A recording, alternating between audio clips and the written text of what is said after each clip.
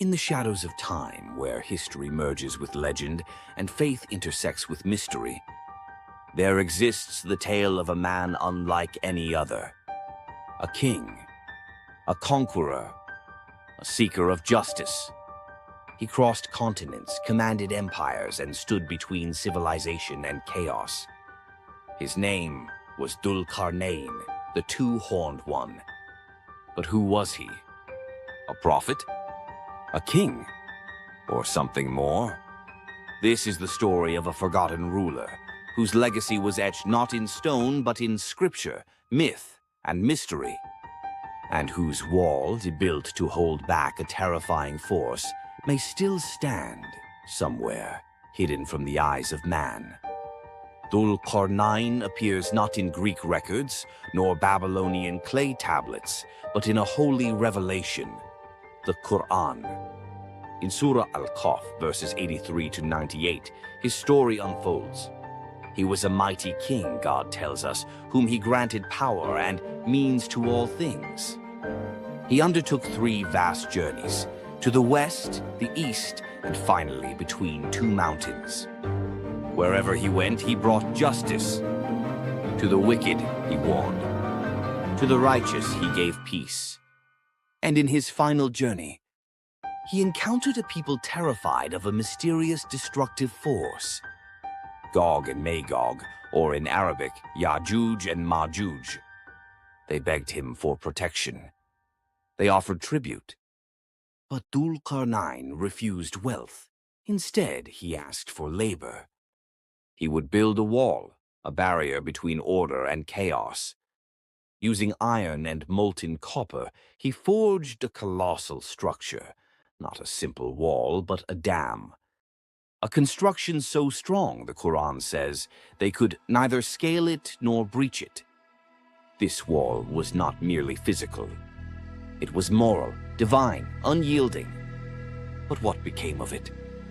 Where is it now? And more importantly, who was the man behind it? The name Dhul-Qarnayn literally means the one with 2 horns. It could imply physical symbolism, perhaps a crown with 2 horns, as found in many ancient empires. Or it could symbolize dominion over 2 realms, the East and the West. Some interpret the horns allegorically as wisdom and power. Others say they refer to his journeys to both ends of the known world. But beyond the name lies the real enigma, his identity. One of the most enduring theories comes from medieval Islamic and Christian scholars. That Dhul-Qarnayn was none other than Alexander the Great. The Greek conqueror, born in 356 BC, expanded his empire from Macedonia to Egypt, Persia, and India. His coins often depicted him with horns, symbolic of divine power, drawn from the myth of the horned god Zeus Ammon. The legend of Alexander even appears in Syriac and Persian texts as a semi-divine figure. He builds gates, travels to the ends of the earth, faces darkness and unknown creatures. But there's a problem. Alexander was a polytheist. He claimed descent from gods. The Quran describes Dhul-Qarnayn as a servant of one god, a man of humility, justice, and submission to divine will. Could they really be the same man? A newer theory has gained ground, linking Dhul-Qarnayn to Cyrus the Great, founder of the Achaemenid Empire in the 6th century BC. Cyrus is remembered as a tolerant ruler, known for liberating the Jews from Babylonian captivity, as recorded in the book of Isaiah. He believed in a supreme deity, Ahura Mazda, and his policies reflected mercy, justice, and unity. He built monumental structures. He defended borders with fortifications. Some even argue the 2 horns represent the 2 major regions of his empire. His tomb in Pasargadae, Iran, still stands, silent and defiant, a relic of power and piety. But was he the builder of the wall?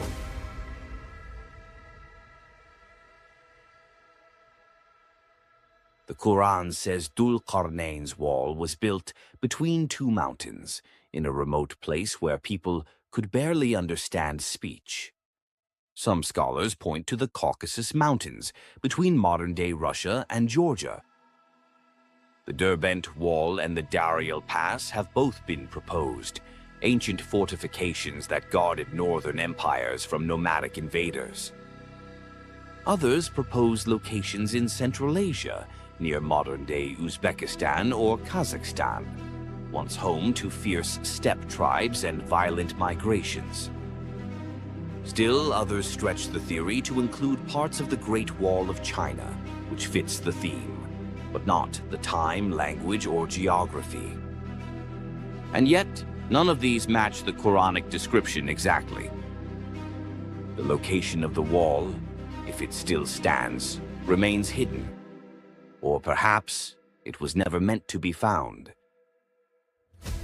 Was Dhul-Qarnayn a real king, or an archetype, a timeless model of righteous leadership?